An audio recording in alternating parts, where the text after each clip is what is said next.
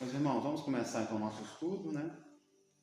Sejam todos bem-vindos. Agradeço aí muito a presença desse grupo pequeno de encarnados. Eu tenho certeza que talvez um pouco maior de desencarnados, mas a questão toda é o nosso contato com Cristo, né? Se estivéssemos aqui somente nós. Confesso a você, se eu estivesse sozinho, não sei se eu teria condições de ter uma reunião. Ana Carla, seja bem-vinda, Ana Carla. Eu fiquei te vigiando, ver se você chegava, olhei para um lado, olhei para o outro. Seja muito bem-vinda, tá, Ana Carla? Nossa casa. Aqui é a casa. Você veio sozinha? Eu não veio com você, não. Não, mas eu fui pra casa. Bom, então sejam todos bem-vindos, né? Ana Carla é a primeira vez que frequenta nossa casa aqui. Acho que é a primeira vez, né, Ana Carla? Tem que chamar Eduardo Chapeau-Prevot, né? É um núcleo pequeno, mas muito acolhedor. Bom, e conversamos na semana passada sobre a questão de termos, né, a reunião o quanto mais participativa, um grupo pequeno, que a gente possa falar, participar mais, né? Acho que a ideia é essa. Sugerir, inclusive, a Ambrose e quem se interessar, que façam uma leitura prévia do texto antes, né, de nós estarmos aqui, para que seja um estudo em grupo realmente, para que não seja um estudo onde apenas eu estudei previamente, né, e venhamos aqui. Acho que todo mundo puder estudar um pouquinho antes, eu acho que acrescenta muito no estudo. É lógico que eu vou estar aqui na figura daquele que está organizando e tal, né, mas tem que ter essa figura, né, mas eu acho que o Evangelho, quem tem que falar no Evangelho, no final das contas, é o Cristo, né, gente? Nós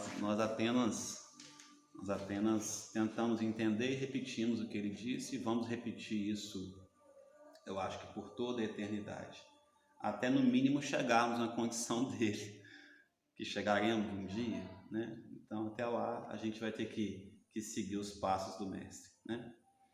Hoje eu vou estar filmando a reunião, né, para ver se dá certo, ver se a gente consegue passar os nossos amigos que não podem vir ainda à reunião, né? Mas esqueçam isso aqui. Vamos, até porque eu não sei se vai dar certo. Se der certo, a gente passa. Eu vou combinar com eles de passar amanhã, no horário específico, né? Para quem não pode estar aqui, poder estar acompanhando a reunião. Combinamos de continuar estudando o livro Evangelho por Emmanuel, não é isso? Na semana passada. Você tem esse livro, Ana Carla? Não. Eu vi que você adquirir esse livro, então precisando dele na sequência, tá? Valdênia tem, Valdênia, esse livro? Vamos ver se... Eu acho que na Casa Espírita de História Feliz ainda tem alguns exemplares que eu pedi para comprar um tempo atrás, né? Então pode ser que tenha lá, não sei o valor, tá? Seria interessante ter. Normalmente eu trazia folhas, né? Mas em função da Covid eu não vou trazer, né? Estamos mantendo um distanciamento aqui, eu acho que eu posso ficar sem máscara, né, gente? Não vejo tanto problema, né? Bom, então vamos iniciar. Quem pode fazer a prece inicial por nós? Vou pedir a Ambrosa para fazer a prece inicial. Você faz, Ambrosa? Querido Jesus, espíritos amigos que aqui se encontram, agradecemos por essa oportunidade em que aqui nos reunimos, encarnados e desencarnados, para aprender um pouco mais, onde possamos usar as palavras que aqui serão proferidas para o nosso amadurecimento espiritual, como alimento que nos sustentará nas nossas escolhas, nas nossas provas, a cada desafio que enfrentarmos. Pedimos as tuas bênçãos sobre cada um aqui presente, para que o coração possa estar aberto a todas as mensagens, a toda a luz que aqui se faz presente, e que essa luz possa ficar cada vez mais forte, irradiando nesta cidade, em nossos lares e nos lares daqueles que mais necessitam. Muito obrigada. Fique conosco durante todo este momento, agora e sempre. Que assim seja.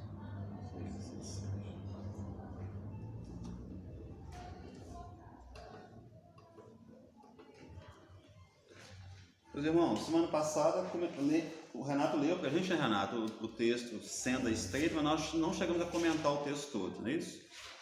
Então vamos fazer o seguinte, vamos recapitular o que foi falado, vamos ler o texto mais pausadamente hoje, certo? Cada um a gente vai comentando alguma coisa aqui, e se der tempo a gente já adentra um pouquinho no próximo texto, que é o mesmo tema, porta estreita aí. Na verdade são 3 textos que Emmanuel escreveu sobre o mesmo tema, né? Um ele chamou de A Senda Estreita, o outro ele chamou de Porta Estreita e o outro ele chamou de A Porta Estreita. Eu li os 3 textos, eles são bem semelhantes, é lógico que um complementa o outro. Vamos ver se a gente consegue fechar esse tema aqui. É um tema,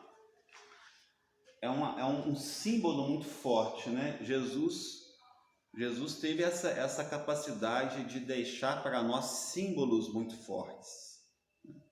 E o símbolo da porta, ele é um símbolo muito forte. Comentamos aqui na semana passada que essa passagem que trata da porta estreita, ela surge a partir de uma pergunta que um indivíduo que estava acompanhando Jesus faz a ele, que a pergunta qual era? Alguém lembra? A resposta que nós chegamos a falar na semana passada, alguém lembra aí? Tem a ver com salvação. Perguntaram ele assim, Senhor, por que poucos serão salvos? É uma pergunta que eu faria para o Cristo na época, se eu estivesse lá. Então não é uma pergunta qualquer. Por que eu faria isso para ele? Porque quando a gente via Jesus falando do reino de Deus, e Jesus veio aqui para falar do reino de Deus, né? E como já existia a ideia dos judeus em relação ao que seria a salvação, você olhava Jesus falando do reino de Deus e parece que você não conseguiria fazer parte daquilo. Aliás, se nós olharmos hoje, a sensação que nós temos muitas vezes é que nós não conseguimos adentrarmos ao reino de Deus, né? E é natural que seja assim, porque ele está falando, o reino de Deus, da mesma forma que é algo intrínseco a nós, porque o reino de Deus está dentro de nós, ele também é um objetivo a ser alcançado por todos nós, né? Então é algo que nós ainda vamos alcançar. Então é até correto nós pensarmos que realmente não é fácil nós adentrarmos ao reino de Deus. Como na época Jesus talvez não para todos, né? Eu imagino que para o núcleo mais próximo dele, ele tocou no assunto reencarnação com mais propriedade. Mas para a multidão, como ele não pôde falar da reencarnação com o entendimento que nós temos hoje de reencarnação, ficava muito difícil uma pessoa compreender a sua própria salvação ou a sua entrada no reino de Deus com o que eles entendiam da vida. Eu falei, eu não vou conseguir.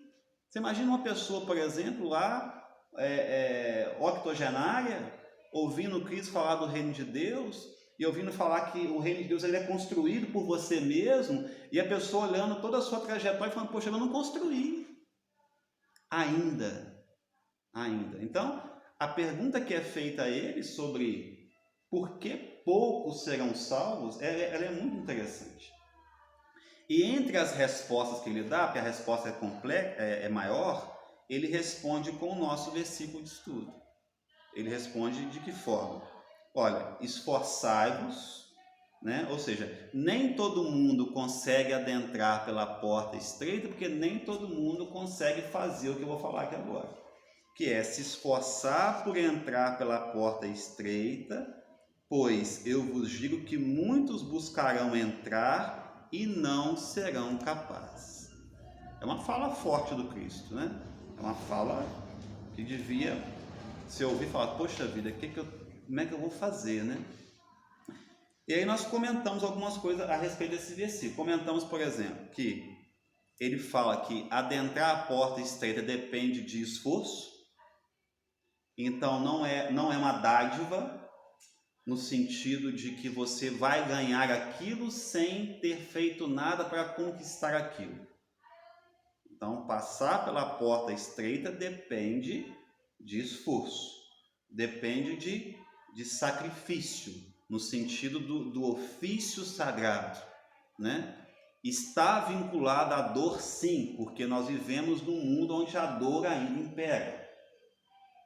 Ah, mas a gente só tem que evoluir pela dor? Não, mas a dor faz parte do jogo aqui, em função do mundo que a gente vive. Então, esse esforço se faz necessário, né?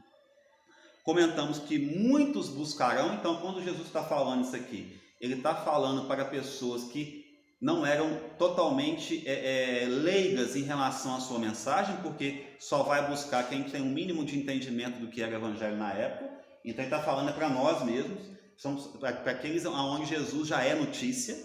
Então, muitos buscarão. Ele está falando para quem já conhece, pelo menos intelectualmente, um pouco da sua mensagem, né? E ele já deixa claro, ele não alivia. E não serão capazes. Então, e aí a gente precisa colocar a chave. Comentamos isso na semana passada, né? Você descobriu a frase? Jesus a porta, Kardec a chave. E eu não descobri a outra ainda. Então você estudou muito? Não estudei, não. Porque tem uma fala dessa de Kardec, né? De Emmanuel, Jesus a porta, Kardec a chave. Ela falou que tem um terceiro, eu não lembro qual é o terceiro, mas eu acho que tem mesmo.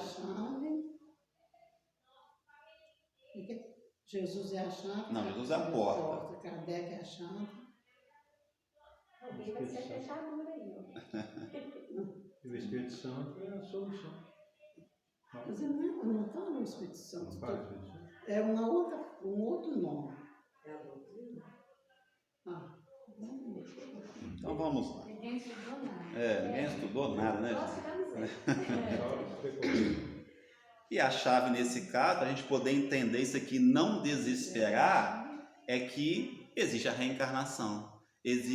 Nós somos espíritos eternos. Mas é isso aí mesmo. Eu acho que vai por aí. Estou inspirado então, né, dona Ana? Fala a Nossa, verdade. é o mediunizado. A reencarnação seria para mim. Que seja, né?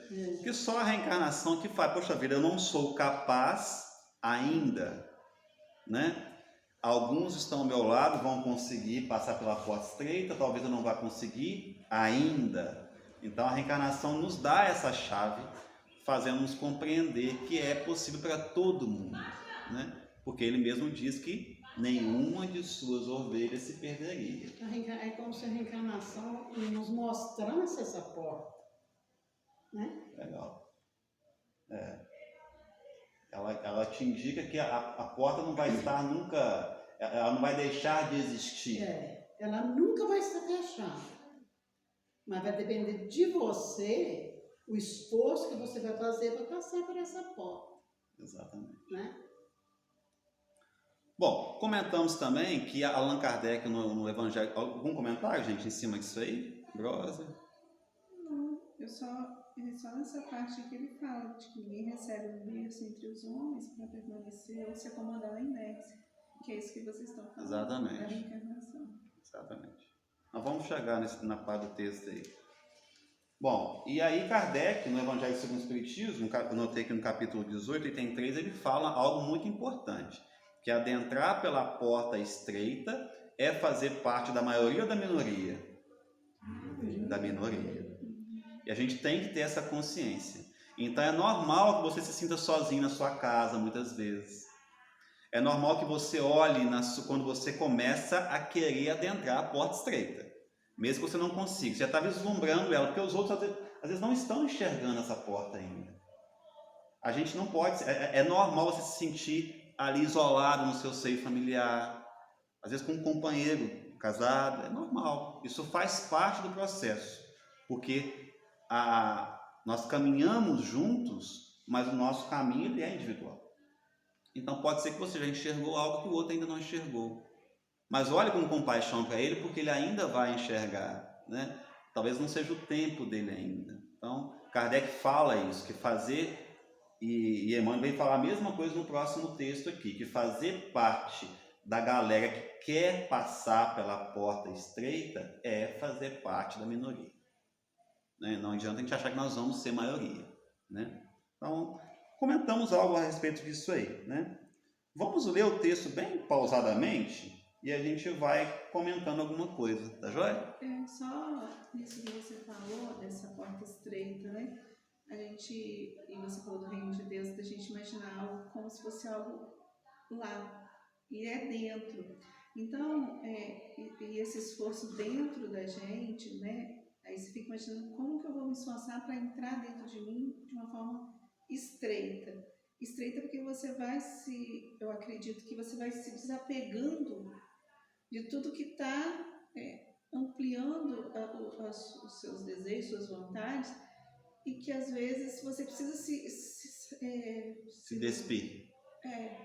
Para que você possa entrar dentro de você, desse reino de Deus que já existe dentro da gente. Ele está lá dentro da gente, está aqui dentro.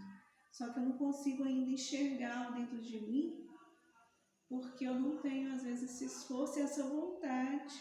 Porque muitos vão buscar, mas não têm a vontade de encontrar.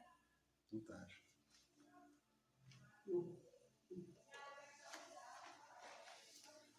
Bom, vou ler os 3 primeiros parágrafos aqui, gente. Olha só.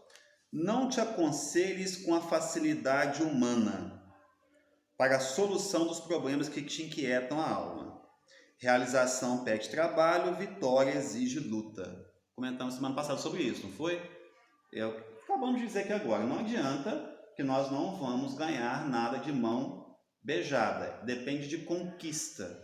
Porque a conquista te dá valorização. Você entende a importância daquilo. E você sabe, inclusive, como auxiliar aqueles que estão na retaguarda. Quando você conquista algo, você consegue auxiliar. Se você ganha de mão beijada, então aquela ideia, por exemplo, que era muito comum, né? No meu tempo de infância, a questão do dom, né? Fulano de tal tem um dom. E realmente o dom, a gente pode conceber que o dom exista, mas o dom era colocado como sendo um benefício gratuito. E o Espiritismo vem nos mostrar que, na verdade, o que se chama de dom é uma conquista do espírito imortal. Certo? O Renato está aí, desenha muito bem, faz os quadrinhos muito bem. Isso é uma conquista dele. Aí, talvez, numa próxima encarnação, ele vem com a facilidade nova. Que dom que ele tem? Não, ele conquistou isso. Nessa encarnação um pouco, na anterior um pouco, talvez, e assim por diante. Então, realização, ou seja, conseguirmos realizar alguma coisa, pede trabalho. Vitória exige luta. Né? Eu acho que é o sentido aí. O que vocês acham? Algum comentário aí em cima disso?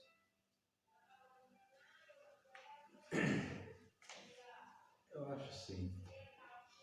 Uma visão bem anterior ao que foi colocado. Eu, pelo menos sinto assim, desculpem a franqueza. Mas é como se, naquele momento da humanidade que Cristo veio, os seres humanos estavam assim num estágio, né, muito primitivo da vida.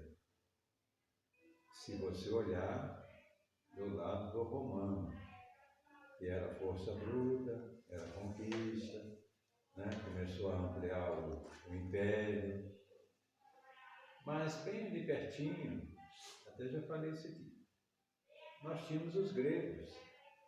Se você comparar grego com romano, o grego era, em termos de pessoa humana, era muito mais evoluído que o romano. O romano era grosseiro, era bruto. Já o grego tinha os seus valores, né, além de ser politeísta, que também não interfere muito, mas havia uma preocupação do grego para entender as questões, principalmente filosóficas, aí vem a escola de Platão, aquele negócio todo, porque eram pessoas mais sensíveis. Então, eu acho assim, que a porta estreita, ela é muito mais estreita para o romano do que para o grego. Não sei se vocês estão me entendendo. Então, na minha lógica anterior, hoje eu estou entendendo, mas eu pensava assim, poxa, o Cristo não tinha que ir lá no romano, tinha que ir no grego, que era o melhor que nós tínhamos. Se ele veio para passar uma mensagem de amor, Quem que poderia entender melhor essa mensagem? O romano, que era bruto, grosseiro, ou o grego, que já tinha um estágio de desenvolvimento? Eu sei que chegou aí, até uma parte aqui que eu depois procurei, não consegui pegar o fim da meada. Mas o Paulo já tinha dado um toque no Cícero, que era da escola platônica, que era conselheiro do um dos imperadores romanos, Nero. Quando Nero ainda não era aquela loucura que ele foi no final da vida, não. Ele era jovem, mais aberto, né? O Cícero, né, buzinava no ouvido dele. E Cícero mantinha carta com Paulo. Um era judeu, o outro era romano. E o Cícero adorava as cartas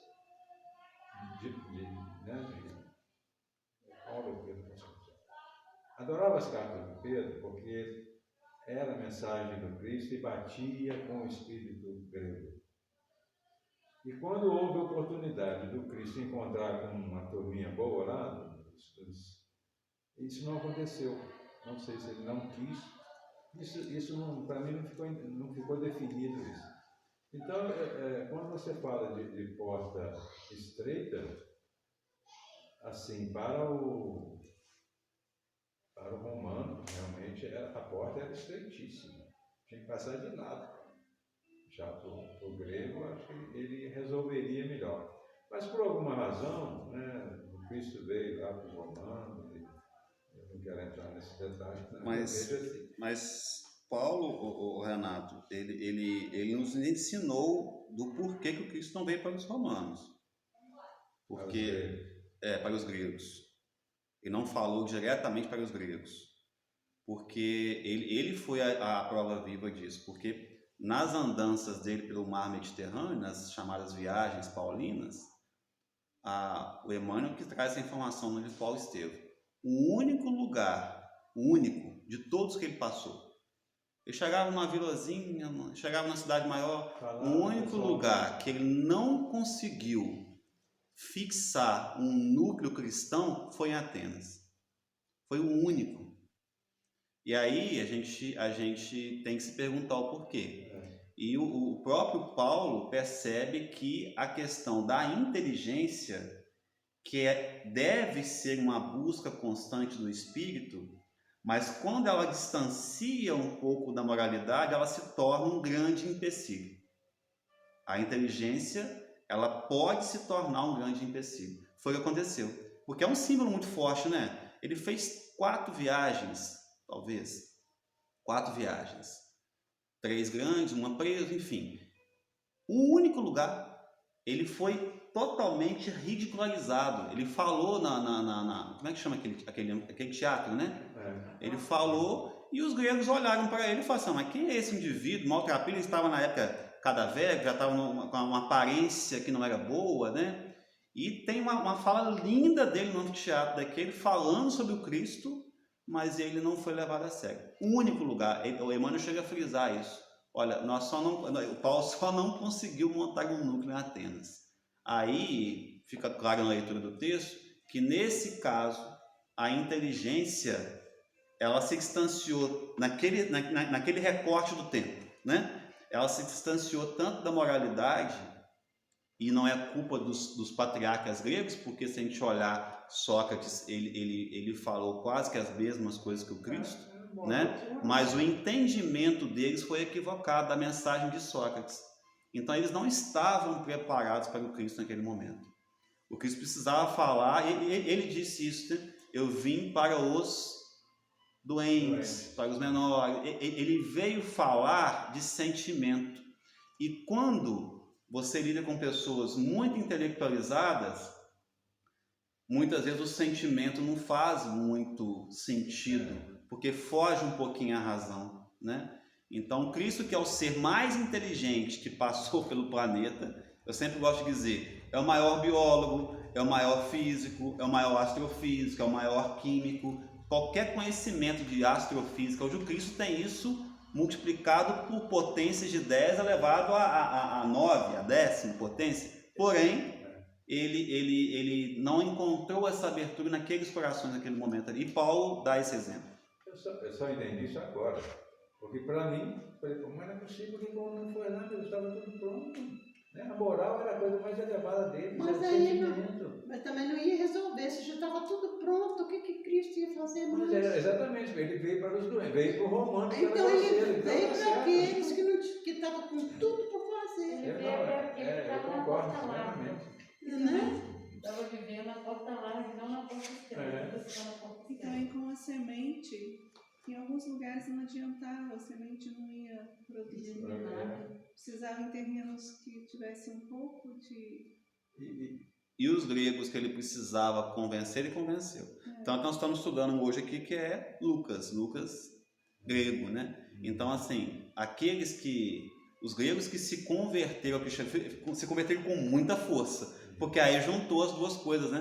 Quando você pega toda a filosofia grega e junta com aqueles ensinamentos do Cristo, aí a coisa tomou uma proporção gigantesca. Né? Eu só quero fazer também aqui, ó, como aqui fala de trabalho e luta, realização e vitória, eu pensei em verbos, né? Realização, vitória, conquistas e trabalho e luta como algo ligado a movimento, a ação, que é muito individual também. Por mais que eu queira fazer pelo outro, a minha realização, a minha luta é minha. E o aprendizado sempre será individual, por mais que o coletivo esteja junto. Mas para eu conseguir encontrar, né, por exemplo, andar de bicicleta, por mais que eu ensine minha filha a andar de bicicleta, ela que tem que subir na bicicleta e pedalar, e subir o morro. Desafios. Então, esse desafio é individual para esse crescimento pessoal. Sentido. Muito bom. Ana Carla, à vontade, tá? Comentário. Vamos lá, gente. Dando sequência aqui. Por que a gente tem tanta dificuldade, né, em passar pela porta estreita? E vai falar aqui agora, né? Muitos jornadeiam no mundo na larga avenida, dos prazeres efêmeros, e esbarram no cipoal do tédio, da intemperança, quando não sucumbem sob as farpas do crime. A porta larga, né, que tem uma estrada larga que conduz a ela, que é a estrada dos prazeres, né,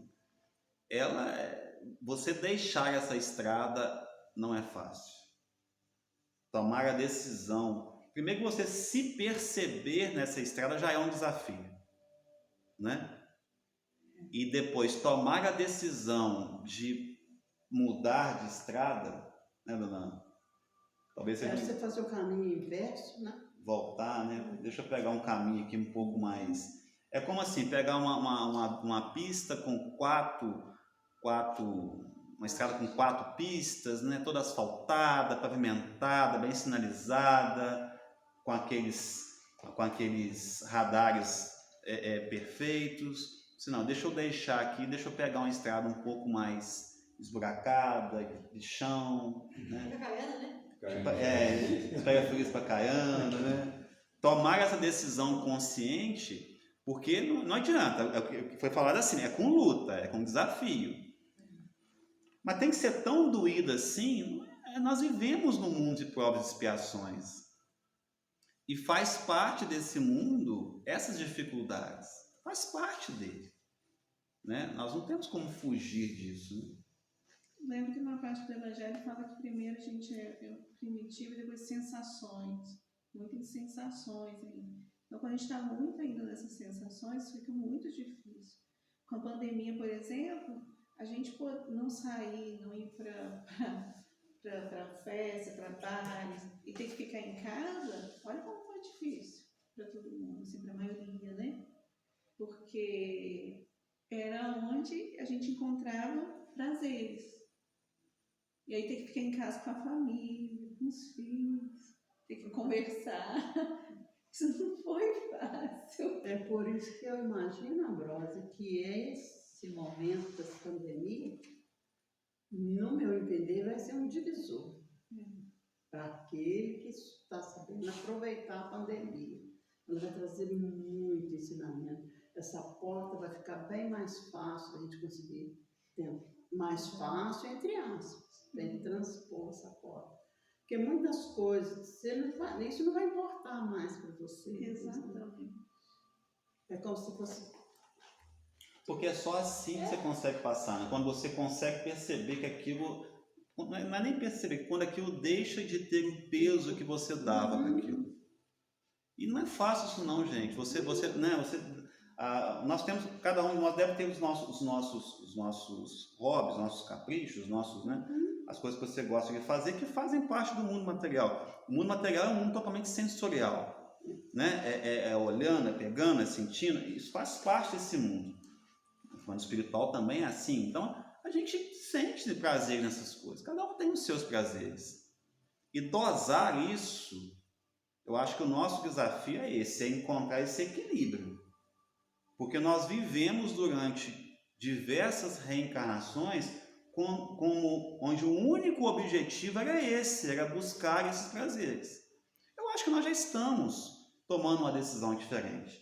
Só nós não estaríamos aqui, porque não existe. Só está aqui quem de alguma forma, quando sai daqui, sente algum prazer. Só que é um prazer mais elevado, que se sente bem de alguma forma, né? Várias pessoas estivessem aqui falando, pelo amor de Deus, é muito chato, não dá para ficar ali. Eu vou estar num bar, batendo um papo, falando do Flamengo, tomando uma gelada. E deixar de fazer isso, porque você sente prazer naquilo, só acontece quando você troca. Na verdade, nós estamos fazendo o quê? Nós estamos na troca de prazeres, né? Deixando alguns prazeres que são mais da porta larga e buscando outras atividades, outros prazeres. Eu fico imaginando uma Madre Teresa de Calcutá, por exemplo, andando pelas ruas sujas, né, de Calcutá, a sensação de bem-estar que em alguns momentos ela deveria sentir. Dona Ana participa de reunião mediúnica há muitos anos, eu voltei a participar agora. É comum, só me corrija se eu estiver errado, mas é comum numa reunião mediúnica, e o dialogador, prefere ter um barzinho, né, que é o nosso dialogador lá, quando a aproximação de um espírito que não queria estar ali, e isso é muito comum, ele não queria estar ali. Ele não queria estar ali por quê? Porque a sensação daquele local, a princípio, ele não entende aquilo como algo positivo. E o dialogador, ele tem que ter muito tato para mostrar que é possível fazer uma troca. É possível ele deixar, por exemplo, um ambiente de bar que ele está acostumado a frequentar, ao lado de uma obsessão, por exemplo, e tentar trilhar um novo caminho, fazer esse caminho. É muito difícil, porque ele não sente prazer naquilo. A gente não ouve isso na reunião mediúnica. Eu não quero estar aqui. E vários espíritos realmente, aqueles que se comunicam. Tem vários ali que eu imagino que não se comunicam, que voltam várias vezes, às vezes até mesmo uma certa... como é que chama uma palavra famosa agora dessa corrupção? É condução coercitiva. Né? Alguns são conduzidos ali de uma forma coercitiva, porque eles precisam aos poucos irem tendo contato com aquelas novas energias, que são energias mais suaves, porque eles estão tão acostumados com as energias mais densas e sentem prazer ali. Né? A obra de André Luiz está recheada de situações assim, que nos tratam. Então não adianta a gente achar, desencarnou, eu vou buscar. Você acha que uma pessoa que nunca participou, nunca se interessou, por exemplo, em uma reunião de estudo, em ler nada, fala no Cristo com ela, pelo amor de Deus, você não quer nem ouvir. Quando eu ficar velho. Quando eu ficar velho. Aí desencarnou. Ela vai sentir prazer em estar participando desencarnada de uma reunião como essa? Agora vamos trazer para os nossos entes queridos que desencarnam. Nós vamos santificar eles de um dia. Não tem jeito. Não tem jeito. E a maioria fala assim, eu oro, peço que Deus dê ele um bom lugar. Como que ele vai ter um bom lugar? Ele vai ser lá o que ele é aqui. Ele vai ter que passar por essa porta estreita para ele adquirir esse bom lugar. Volta outra vez. E as sensações... Não, Renato, mesmo que lá no mundo espiritual, que aqui é uma cópia muito mal feita, Então, lá eles vão ter essa oportunidade que nós temos aqui. Mas se eles não estão acostumados aqui Com isso, com né? isso, eles vão ter uma certa dificuldade de participar desse momento no mundo espiritual também. E de que forma que nós vamos poder fazer alguma coisa por esses nossos irmãos? Para e pensa. Para e pensa. É por isso que a oração, ela é um santo remédio, né? Porque é o remédio que a gente consegue oferecer. De tal forma que aquelas energias mais densas possam indo muito devagar se desfazendo, porque elas demoraram muito tempo para serem construídas, então elas precisam ser desfeitas, né? E que esses indivíduos consigam começar a experimentar essa boa sensação que é buscar a porta estreita. Porque parece que a porta estreita é a porta só da dificuldade, quando a gente fala nela, né? A dificuldade faz parte da busca pela porta estreita, mas também é a porta que nos conduzirá a prazeres que nós nem imaginamos. Verdade. Que nós nem imaginamos. Aliás, quando eu estava pensando nesse estudo, eu me perguntei, fiz 2 perguntas para mim mesmo, que compartilhar com vocês. Cadê as perguntas? Está aqui. Eu perguntei assim, por que passar pela porta estreita? Eu não posso ficar, eu gosto da minha cervejinha, eu gosto do meu churrasquinho, eu gosto de falar da vida dos outros, eu me sinto bem assim. Eu não posso ficar aí? Pode. Só que é da lei, e aí entra a misericórdia de Deus, que nós venhamos a experimentar algumas sensações muito mais profundas. E aí, à medida que a gente for experimentando, eu falei, rapaz, tem coisa melhor que isso aqui, ué. Tem coisa muito melhor que isso aqui. Quer ver? Eu trouxe uma questão. Pode falar agora. Eu vou falar uma coisa nisso que você está falando, que está pensando aqui. Por exemplo, eu já bebi, e tipo assim, a sensação de quem bebe naquele momento é um prazer. Como qualquer coisa, né, que está ligada à sensação, naquele momento é muito bom. É muito bom. Você se sente livre, você se sente leve, você se sente... Só que a questão é que tudo na vida vai tendo a consequência daquilo que você faz, que é ação e reação. Então, quando você bebe, você está feliz e tal, no outro dia vem a ressaca. Aí lembra do Raul e depois. Exatamente. Mas é o que o Emmanuel fala aqui, né? Quando a gente busca os prazeres efêmeros, que faz parte disso tudo aí, você vai esbarrar em algumas situações. No cipó do tédio, né? E o pós, no caso da bebida, especificamente, existe um tédio depois muito grande, porque você percebe que aquilo é efêmero, que aquilo é transitório, aquilo não é permanente em você, né? Na intemperança, a gente fica completamente destemperado, né? E quando aqueles que não caem, inclusive, no crime. Aí, olha só, gente, que eu vim pesquisar. Termina seu raciocínio que eu te cortei, Ambrosa. Não, é só isso mesmo. E aí, qualquer situação desses prazeres que são imediatos, ligados a sensações imediatas, sempre o pós. É por isso que está essa questão. Você falou da dificuldade, por isso que é tão difícil. Porque a sensação ela é imediata. Ela é um prazer agora, do momentâneo. Só que a proposta não é do agora, é para sempre. Só que o para sempre é algo que Exato. que não está ligado a algo que vai passar, como uma sensação de uma bebida, de um falar mal do outro. Fala mal do outro até depois você fica bom. Entendeu? Os Espíritos nos trouxeram qual vai ser, por que a gente precisa passar pela porta estreita. Porque é da misericórdia de Deus que a gente consiga um dia sentir isso que eu vou ler aqui agora. A partir da questão número 100 do Livro dos Espíritos, Kardec teve aquele cuidado de colocar didaticamente o que ele chamou de escala espírita, né? Onde ele coloca ordens de espíritos, espíritos imperfeitos, espíritos bons e os espíritos puros, né? E coloca classes no meio disso aí, são 10 classes. Uma questão didática que Kardec colocou para ficar mais fácil o entendimento. Ele deixa claro que isso aqui não é uma escala absoluta, é uma escala do que ele entendeu naquele momento, que ficou mais fácil. Olha vamos pegar aonde vamos chegar um dia, que é a primeira classe, ou a classe única, né? Fala assim, os espíritos: percorreram todos os graus da escala. Então, deixa claro o seguinte: você não vai chegar lá sem vitória, sem lutas, sem sacrifício, não tem jeito, sem esforço. O Cristo percorreu todas essas escalas, né? E se despojaram de todas as impurezas da matéria, tendo alcançado a soma de perfeições que é suscetível à criatura. Não tem mais que suportar nem provas nem expiações. Olha que beleza isso aqui. Não estando mais sujeitos à reencarnação em corpos perecíveis. É para eles a vida eterna que realizam no seu ser. É o eterno que você diz. Olha aqui agora, olha a cereja do bolo. Gozam de inalterável felicidade. Então a cervejinha, ela te dá uma felicidade, 24 horas. só que ela não é inalterável.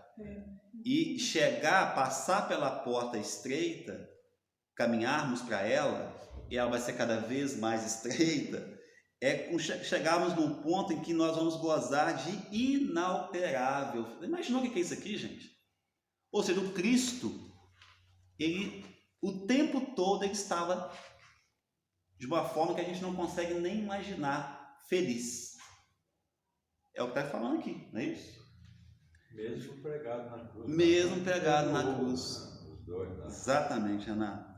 Visto que não estão sujeitos nem às necessidades, nem às vicissitudes da vida material. Mas essa felicidade, olha o Kardec sendo concordante com Emmanuel, mas essa felicidade não é a da ociosidade monótona, o trabalho continua, né?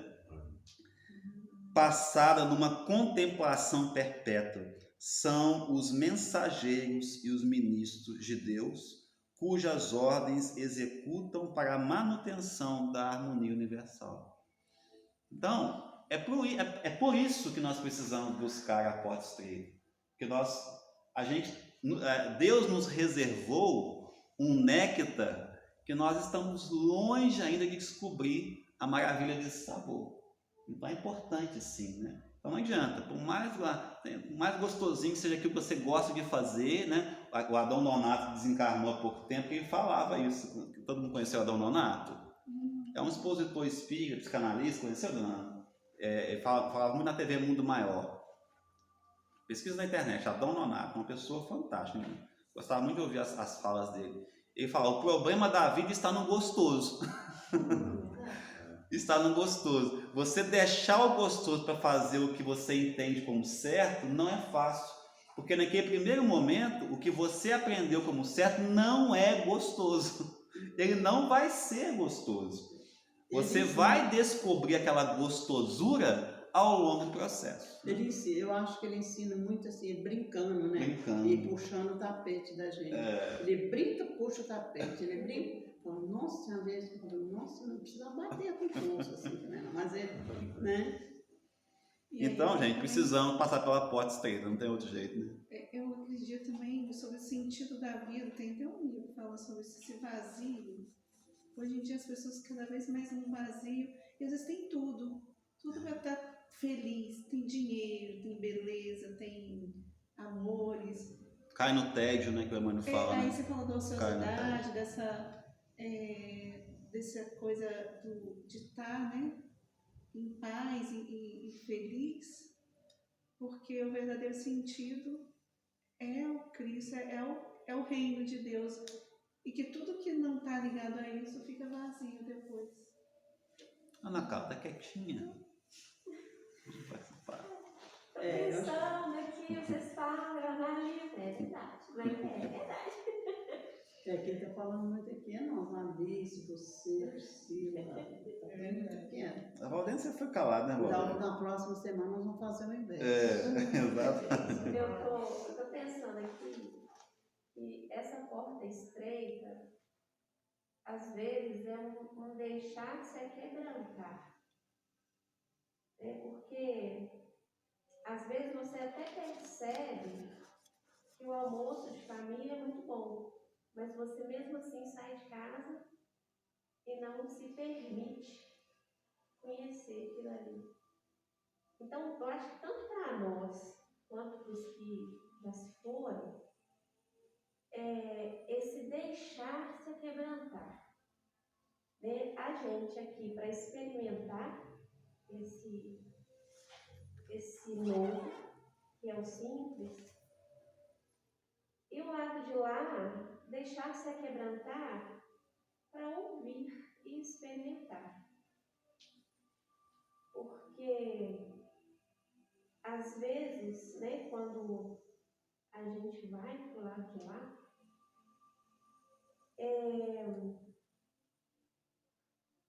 é algo tão diferente que a gente não se permite ouvir o irmão. E aí, a gente não se permite quebrantar. Eu tenho pensado muito nisso, porque a gente tem perdido, né, pessoas. E essa semana